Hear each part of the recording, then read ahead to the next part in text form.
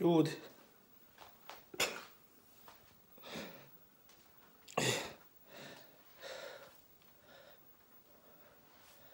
Šok vijest.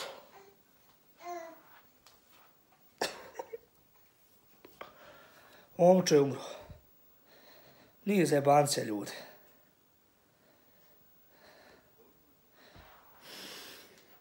Joj, katastrofi.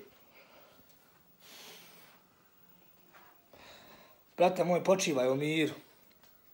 Tu si negdje, oko mene. Volite tvoj brat. Šta god bude trebalo pomoći tvojoj porodici, znaj da mogu računati na mene. Ne mogu da vjerujem da se ovo desilo.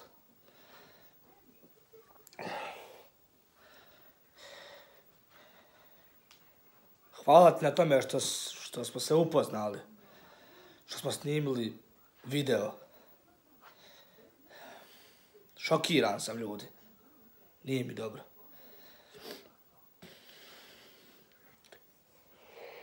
Doće Meca po mene. Večeras da idemo za Bihać, da me vozi.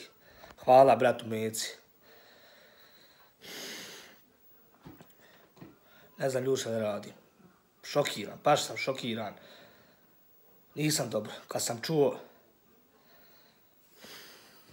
Ništa ljudi.